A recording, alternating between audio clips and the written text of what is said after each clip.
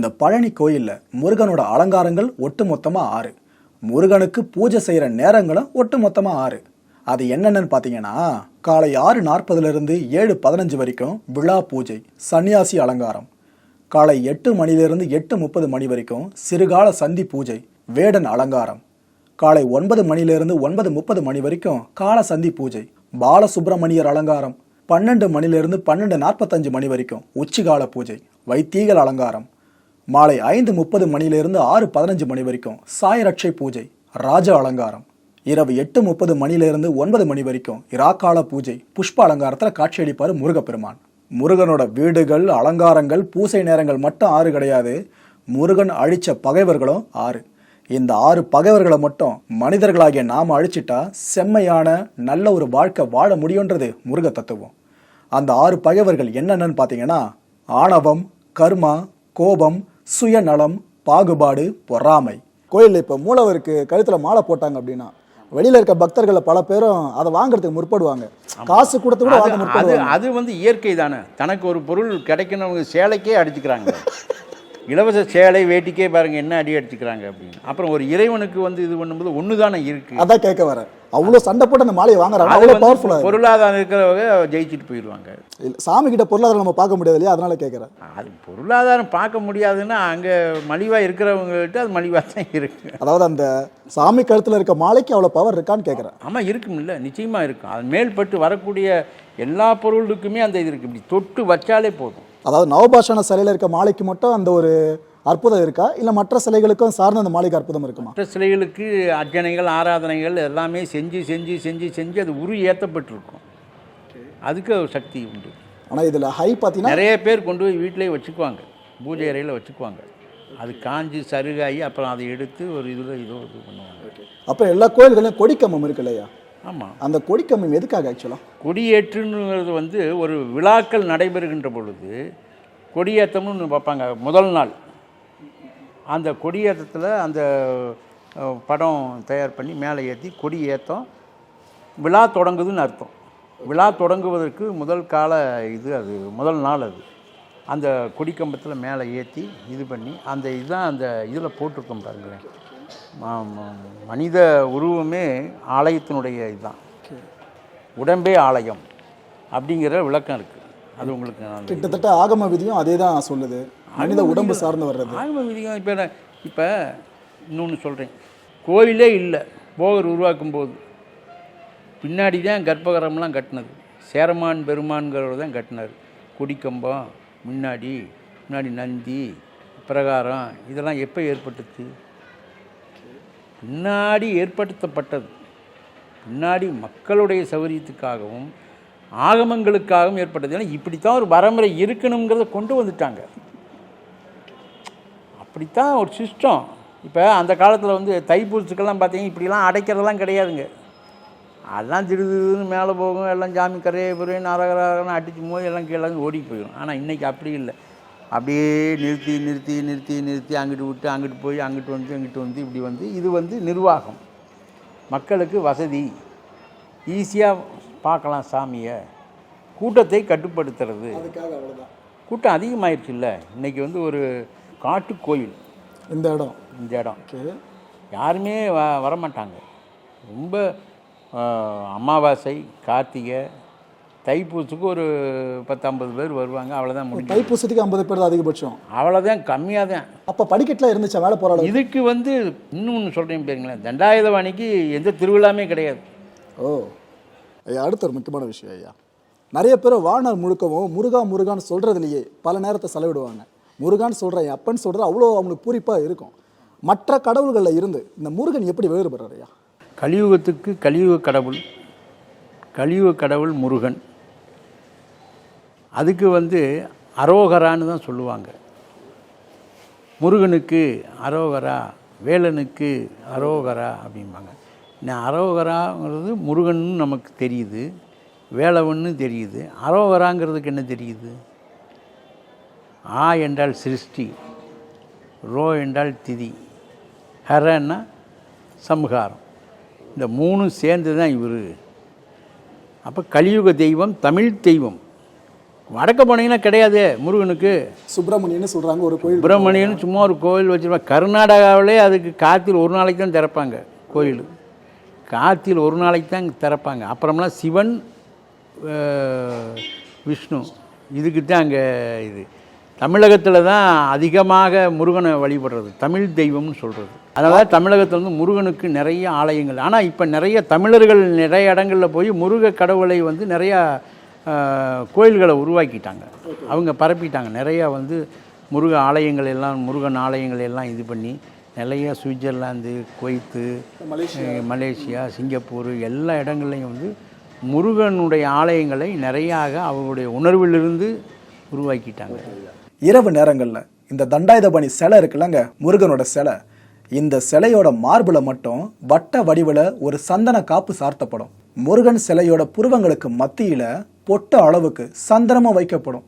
இதெல்லாம் எதை குறிக்குதுன்னா, முற்காலத்தில் முருகப்பெருமானோட முழு முகமும் சந்தன காப்பு சார்த்தப்பட்டிருந்துச்சு. அந்த வழிபாட்டு முறையை இந்த காலகட்டத்திலே மறக்காம தான் இந்த மரபை கடைபிடிச்சிக்கிட்டு இருக்காங்க. சித்தர்களை வழிபடுறது மூலமா இந்த நெகட்டிவான எனர்ஜிஸ் இருக்குல்ல, இதுலேருந்து மக்கள் நம்மளை விளக்கிக்க முடியும். நிச்சயமா இங்கே வந்து எத்தனை பேர் நல்லாகி போயிருக்காங்க. நீங்கள் இதுக்கு போய் இன்னொரு மந்திரிகரை பார்த்து நீங்கள் இது பண்ணுங்கிற அவசியமே இல்லை. நீங்கள் ஒரு அரை மணி நேரம் உட்காந்தாலே போதும். அவர் முன்னாடி உட்காந்து அந்த குறைகளை சொன்னாலே நிவர்த்தி ஆயிரும். சித்தர்களால் உருவாக்கப்படுற ஒரு கோயில் இருக்கு இல்லையா, இதுக்கும் சாதாரணமாக ஒரு சிலையை எங்கேருந்து உருவாக்கி கொண்டு வர இதுக்குள்ள வித்தியாசம் என்னையா? வித்தியாசம் என்ன அப்படின்னா, அதுக்கு வந்து உயிர் ஊட்டணும், இதுக்கு உயிர் ஊட்ட வேண்டியது இல்லை. ஆல்ரெடி உயிர் அங்கே இருக்கு. ஆமாம், இப்போ கும்பாபிஷேகம்லாம் செய்கிறாங்க இல்லையா, இதெல்லாம் வந்து இன்னும் நாளடைவில் இப்போ செஞ்சுக்கிறது, அதிகமாக சக்தி கொடுக்கறது. இயற்கையிலேயே சக்தி இருக்கும். ஏன்னா போகருடைய உச்சாட்டம் தான் இதுக்கு மகிமைன்னு சொல்கிறோம். போகருடைய உச்சாட்டம் தான் இதுக்கு மகிமை. அந்த மாதிரி வந்து மனிதர்களால் உருவாக்கப்பட்டதற்கு வந்து கும்பாபிஷேகங்கள் செய்து, அதுக்கு அர்ச்சனை ஆராதனைகள்லாம் செய்து, வழிபாடுகள்லாம் செய்து, அதுக்கு வந்து சக்தியை ஊட்டணும். இதுக்கு ஊட்டணுங்க அவசியம் இல்லை. ஆனால் இதுக்கு வந்து பழக்க வழக்கத்தில் நாம் ஆகம விதிகள் பிரகாரம் செய்யணுங்கிற ஒரு இது அது வந்து வந்துருச்சு. ஐயனோட ஒரு முக்கியமான விஷயம் உங்கள்கிட்ட கேட்கணும். இப்போது சித்தர்கள் அருளிய சித்த மருத்துவம் இருக்கு இல்லையா, இது அப்போ கொடுத்த அதே தரத்தில் இப்போ வரைக்கும் இருக்கா, இல்லைனா மேனிப்புலேட் பண்ணப்பட்டிருக்கு? இல்லை, அப்படி வந்து அப்படி செய்தவர்கள் இன்றைக்கி அதிகமாக இல்லை. அப்படி வந்து செய்தவர்கள் வந்து அதிகமாக இல்லைன்னா எல்லாத்தையும் நான் வந்து சொல்லிட முடியாது. நிறைய பேர் இருக்காங்க நல்லா, அதில் வந்து பாண்டித்யம் பெற்றவர்கள்லாம் நிறையா இருக்காங்க. இப்போ நம்மளை சார்ந்தவர்களே நிறைய பேர் இருக்காங்களே. இப்போ எங்களுடைய பொண்ணு, என்னுடைய மருமகன் எல்லாமே சித்த மருத்துவர்கள் தான். எல்லாருமே வந்து இதன் அடிப்படையாக தான் செய்கிறாங்க. அவங்க எதுவுமே ஃபெயிலியர் கிடையாது. அவங்களுடைய அருளோட எந்த ஒரு மருத்துவமே அவங்ககிட்ட வச்சு வழிபாடு பண்ணி தான் கொடுக்குறது. அப்போ மருந்து பாதி மனம் பாதி. நல்லாயிரும் நினச்சி நம்ம சாப்பிடணும். மருத்துவரே சொல்லுவாங்க இல்லையா, இவர் கைராசி அப்படின்னு, கைராசி மருத்துவர் அப்படின்னு. இன்றைக்கி தான் எல்லாத்துக்கும் மருத்துவர் வந்துட்டாங்க. Okay okay. ஒரே டாக்டர் தான் இருந்தாங்க அன்னைக்கெல்லாம். இன்றைக்கெல்லாம் எலும்பு, நரம்பு, கண், காது, மூக்கு எல்லாத்துக்கும் தனித்தனியாக டாக்டர்ஸ்லாம் வந்துட்டாங்க. அந்த டாக்டர்ஸ் தான் அவங்க அலோபதி அவங்க. ஆனால் சித்தாவில் அது மாற்றம் கிடையாது. ஐயா, நாங்கள் பெரும்பாலும் பார்த்துருக்கோம், சித்தர்கள் அப்படின்னாலே 3 கோடுகள் பட்டை கண்டிப்பாக இருக்குது. அவங்க பெரும்பாலும் முருகனையும் சிவனையும் தான் வழிபடுறாங்க. எதுக்காக சித்தர்கள் அப்படின்னாலே இவங்க 2 பேர் மட்டும் வழிபடுறாங்க? ஆதி சிவம், அதை விட ஆதியும் அந்தமும் இல்லாதவ சிவம். சிவனுடைய தத்துவத்தில் தான் முருகன் இருக்கார். பாருங்கள், இப்போ சிவனுடைய விழாக்கள் தான் தைப்பூசம், பங்குனி உத்திரம் எல்லாமே சிவனுக்கு தான், முருகனுக்கு இல்லை. முருகனை வச்சுக்கிட்டோம் நம்ம. ஆனால் அதனுடைய அவர் வந்து கருவில் பிறக்கலை. அவருடைய நெற்றிக்கல்லிருந்து பிறந்தனால சிவனையுடைய அம்சம்தான் முருகன். அதனால் வச்சுருக்கார். இருந்தாலுமே இன்னொன்று அதுக்கு மேலே வந்து அவங்களுடைய ஆத்மார்த்தம் வந்து பராசக்தி தான். சித்தர்களுக்கு ஆதி பராசக்தி தான் ஃபஸ்ட்டு. ரெண்டாவது இங்கேயே பாருங்கள், ரெண்டாவது தான் சிவனை வச்சுருப்பாங்க. நம்ம அதுக்கெல்லாமே ஒரு ஆதாரமாக இருக்குது. நம்ம போகர் சமாதியில் பார்த்தீங்கன்னா ஆதிபராசக்தி தான் மேலே இருக்கும், புவனேஸ்வரி தான் மேலே இருக்கும், அடுத்து தான் சிவன் இருக்கும், அடுத்தது எல்லாத்துக்கும் சக்தி ஊட்டக்கூடிய எந்திரங்கள் இருக்கும், வரிசையாக இருக்கும். அப்போ சிவம் என்பதே ஒரு சித்தன் தான், முருகன் என்பதும் ஒரு சித்தன் தான். அதனால் சித்தனுக்கு சித்தன், அதனால் அது 2 பேர்த்தையும் அவங்க பிடிச்சிக்கிட்டாங்க. ஓகே. எனக்கு என்னென்னா இப்போ நம்ம புலிப்பாணி போகருக்கே வருவோம். ஆமாம். நீங்கள் சொல்கிறபடி பார்த்தீங்கன்னா சக்தி தான் முதல்ல, அதுக்கப்புறம் தான் சிவன்னு சொல்கிறீங்க, அதுக்கப்புறம் தான் மற்றவங்களாம் முருகனும் அங்கே தான் வராரு. அப்படி இருக்கிறப்ப அவங்க டைரெக்டாக சக்திக்கே சிலை வடிச்சிருக்கலாம், எதுக்காக முருகனுக்கு தண்டாயுதபாணி சிலை வடிச்சாங்க? அது வந்து ஆத்மார்த்த பூஜை தான். ஓகே. இப்போ இங்கேயே தண்டாயுதபாணிக்கே உள்ளே பார்த்தீங்கன்னா சிவபூஜை பெட்டி இருக்குது. சிவபூஜை பெட்டிங்கிறது ஆத்மார்த்தம் பூஜை. அது அது யாருக்குமே பக்தர்களுக்கெல்லாம் காமிக்க மாட்டாங்க. சாமியே தண்டாயுதபாணியை சிவபூஜை பண்ணதாக ஒரு ஐதீகம். அது காலையில் எடுத்து வச்சு பூஜை பண்ணி எடுத்து பூவை வச்சு தூக்கி வச்சுருவாங்க. சைடில் ஒரு இது இருக்குது, அங்கே வச்சுருவாங்க. அப்புறம் தான் கதவை திறந்து விடுவாங்க. கேட்குறது புது இன்ஃபர்மேஷனாக இருக்குது. ஆமாம், இன்னும் இருக்குது அங்கே. ஓகே ஐயா. முருகன் சன்னிதானத்துக்கு அருகிலேயே பார்த்தீங்கன்னா போகர் புலிப்பாணி ஜீவ சமாதி கோயில் ஒன்று அமைஞ்சிருக்குல்ல. இந்த கோயிலுக்குள்ளே நுழையும் போதே உங்களால் ஒரு குறியீட்டை மேலே பார்க்க முடியும். போகர் சித்தர் சிலைக்கு பக்கத்திலேயே அந்த குறியீடு அமைக்கப்பட்டிருக்கும். இந்த குறியீட்டை பார்த்த பல பேரும் ஏதோ குங்ஃபு படங்களில் வந்த குறியீடுப்பா அப்படின்னு நினச்சிக்கிட்டு இருந்திருப்பீங்க. இது சீனர்களுக்கு சொந்தமான குறியீடு கிடையாது. முழுக்க முழுக்க போகரால் இந்த உலகத்துக்கு அருளப்பட்ட குறியீடு. இன்னும் சொல்கிறதா இருந்தால் தமிழர்களுக்கான குறியீடுன்னு சொல்லலாம். உயிர் சக்தியோட ஒருநிலைப்படுத்தப்பட்ட குறியீடு தான் இது. ஐயா, இந்த பழனி முருகன் கோயிலுக்கும் தஞ்சை பெருவுடையார் கோயிலுக்கும் ஒரு ஒற்றுமை என்னன்னா, இங்கே நம்ம போகர் சித்தர் புலிப்பாடி சித்தர், அங்கே பார்த்தீங்கன்னா அப்படியே கருவூரார் சித்தர். இவருடைய இதுதான் போகர் தான் கருவூரை அனுப்புகிறாரு. ஓகே. அனுப்பி போய் அதை வந்து பிரதிஷ்டை பண்ண சொல்கிறாரு. அங்கே அவரு அந்த அந்த உருவம் பண்ணதெல்லாம் வேற, ஆனால் அதை பிரதிஷ்டை பண்ணி கொடுத்தவர் கருவூரார். இப்போ அவரே அதை பண்ணியிருந்தாருன்னா அதோட சிறப்பே வேறு, பழனி மாதிரி ஆகிருக்கும்.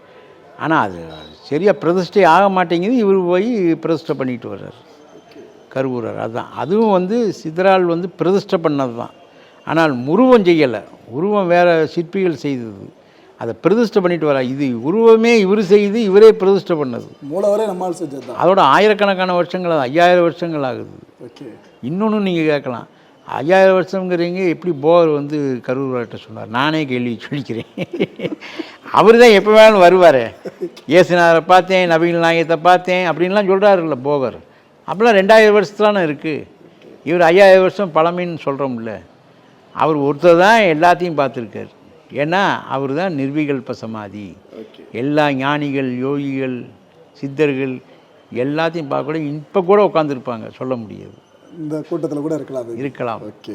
இப்போ நீங்கள் என்ன பண்ணுறீங்கன்னா, என் மைண்டுக்குள்ளே போய்ட்டு என்ன யோசிக்க ஆரம்பிச்சிடுறீங்க. இப்போ தான் பண்ணுறீங்க ஃபுல்லாக.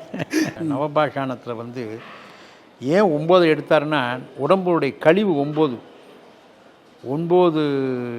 துவாரம் இல்லையா, நவதுவாரங்கள். நவதுவாரங்கள்னு வர கழிவு இருக்குது பார்த்தீங்களா, கழிவே ஒரு பாஷாணம் தான். டைரெக்டாக பயன்படுத்தினா பாஷாணம். அதை எடுத்து சுத்தி பண்ணி அதை இது பண்ணிட்டோம்னா மருந்து. அப்போ ஒன்னொன்னுலேருந்து எப்பேற்பட்ட பாஷாணம் வருதுங்கிறத அதை ஆராய்ச்சி பண்ணி அதுக்கு ஈக்குவலாக எந்த பாஷாணம் இருக்குங்க அதை பார்த்து அளவு போட்டு கரெக்ட் பண்ணி இந்த கட்டை செஞ்சுருக்காரு. அப்போ உடம்புல இது பார்த்தா மன ரீதியாக என்ன பிரச்சனை, நவகிரகங்கள் 9 கிரகங்கள் எந்த ஆசிட்டை வெளியே விடுதோ அதை ஆராய்ச்சி பண்ணுறாரு. வான ஆராய்ச்சி, வானசாஸ்திரம்.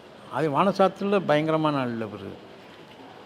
அப்போ ஒவ்வொரு கிரகங்களும் எந்த இதை இது பண்ணுது அப்படிங்கிறத வச்சு அதனுடைய கழிவுன்னு பார்த்தா 2 ஒன்றா இருக்குது. இதனுடைய சக்தியும் அதனுடைய சக்தியும் ஒன்றா இருக்குது. அப்போ தான் பார்த்தார், ஆஹா இதாண்டா 2க்கு 1, அப்போ இது மனிதனுக்கு பயன்படும் அப்படின்னு 9ஐயும் தூக்கி போட்டு மெழுகாக்கி கட்டாக்கிடுறாரு. ஐயா, நவபாஷாண சிலை அப்படின்றது பழனி மலையில் மட்டும்தான் இருக்கா? பழனியில் மட்டும்தான் இருக்குது, வேறு நவபாஷாண வேறு எங்கேயுமே கிடையாது. அங்கே வந்து தசபாசானம், அறுவகை பாசானம், இன்னொன்று 9 பாய்சன் இருக்குது. ஆனால் அது பாய்சனாகவே இருக்குது. காலபைரவர் சிலை, காலபைரவர் சிலை. அது தீர்த்தமெல்லாம் குடிக்க மாட்டாங்க, யாருக்கு கொடுக்கவும் மாட்டாங்க. அதெல்லாம் அவர் செய்து விட்டது. அப்போ முழுமையாக முயற்சி இது பண்ணது பார்த்தீங்கன்னா முயற்சி சக்ஸஸ் பண்ணது பழனி மலை முருகன் ஒன்று தான். வேறு எதுவுமே உலகத்தில் கிடையாது, வேறு எதுவுமே கிடையாது. இந்த இப்போ பூம்பாறைக்கு தசபாசானம், 10 பாசானம். ஆனால் இதோடைய தன்மை, இதோடைய இது எதுவுமே அதுக்கு வராது. அதுக்கெல்லாம் மருத்துவ குணமே கிடையாது. சும்மா கல்லில் அபிஷேகம் பண்ணால் எப்படி அது மாதிரி. ஆனால் பாசானம் 10 பாசானம்.